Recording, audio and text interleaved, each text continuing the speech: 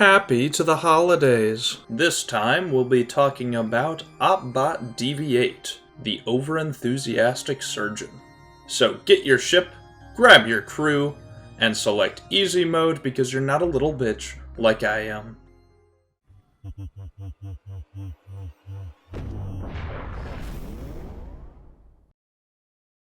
DV8 is a simple medical assistant on board the ship that crashed into Auriga. However, there's a little bit more to that story. It looks like its memory had been wiped by something, or someone, perhaps itself, upon arriving on the planet, so nobody knows what it was doing on the ship, whether it was prisoner, crew, or something else entirely. Interestingly enough, Opbot is one of the only characters confirmed to be canon in the rest of the Endless universe, and not only that, the only character from Dungeon of the Endless confirmed to still be alive post-event. This is proven because of his existence in Endless Space 2, which is confirmed to have happened after Dungeon of the Endless. He also is in Endless Space 1 and in Endless Legend, so I'm really hoping that he's a main staple of the series at this point, and he shows up in Endless Dungeon as well. If it ever fucking comes out, please, it's been a year of no news, I'm begging you. In-game, Opbot is a spear user, with mid-health, pretty good speed, low attack, and fantastic wit. He begins the game with a pack of dogs and repair skills, making him start out pretty well with fellow prisoners, and at level 2 learns Surgical Striker, giving him a solid amount of DPS in fights. At level 3, he learns how to operate, so that's nice to have quite early on, and at level 5, he gets his signature ability, Recycling, which is kind of like a reverse Soiling Green, except it works for everyone in the room. For your kill rooms, any hero that kills a monster in the area will get a certain amount of industry, which is pretty nice. At level 6, he gets Paramedic, a very nice support healing skill. Level 8, he learns Master Hacker, so you get a little bit more defense, and from there on out, you just get levels in your other abilities. So come here. Let's talk real quick. Let's talk about DV8, right? So you just listen to his abilities, right? He's got a DPS increase. He's got healing for the same room. He's got a couple of buffs for, heroes in the same room as him. And then a buff that increases your industry whenever you kill monsters in the same room. So his abilities sound like he wants to be a frontline operator, right? Like a frontline support, right? So why does he have such awful survivability? Oh my god. In fact, while I was playing, I was fully convinced that DV8 had one of the lowest health stats in the game, but no, I was actually wrong. Out of frontline operators and supports like Dina or Rakia, he actually has more than both of them. So why does it feel like he dies so fast? Well, I think that I have a general idea, and it's because of a conflicting class type, essentially. Let me explain here. So, Opbot is kind of a combination of support and frontline operator.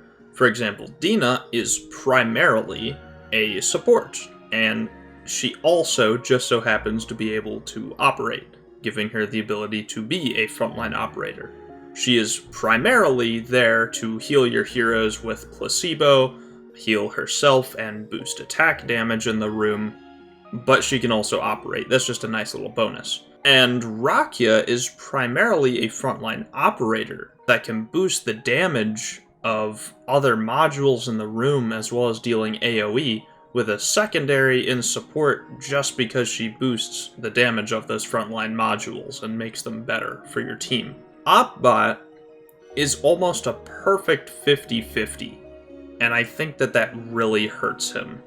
Essentially, you have to choose whether you want him to be a backline operator, which he's really good at, but you don't get to use like half of his abilities like Recycling or Paramedic, or you have to choose him to be a frontline operator, and then you don't get to have him operate as effectively because he's going to have to leave and drop aggro in order to deal any DPS, because everything just tries to kill him.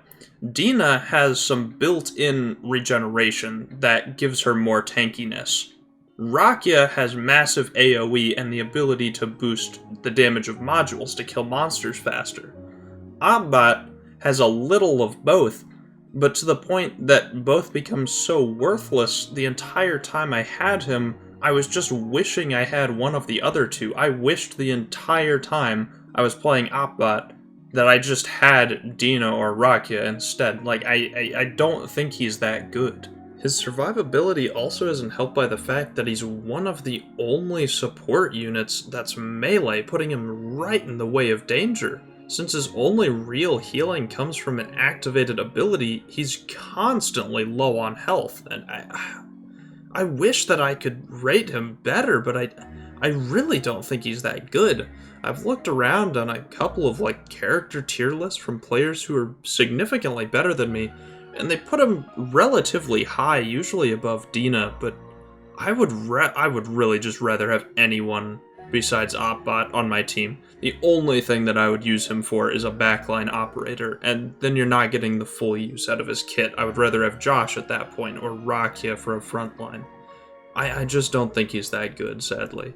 Items-wise, anything that can boost his DPS and wit is of course really good on him. If you need him to be a runner, he can be. He's got pretty solid speed, although I'd love to switch that off to someone else at a later point, so getting items that boost speed aren't bad either. However, what you really need to use Opbot to his full efficiency is either an Armani suit or a hipster scarf, and not for him, for someone else on the team to draw aggro constantly. That way Opbot becomes a really good character. If Opbot can just not die, he's fantastic. The problem is getting him to the point where he's not going to die.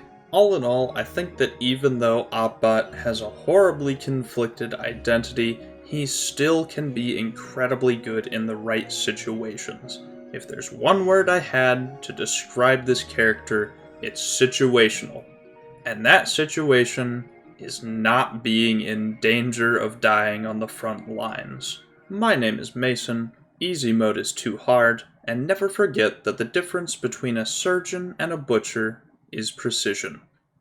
Oh, and happy holidays. Good luck in that dungeon.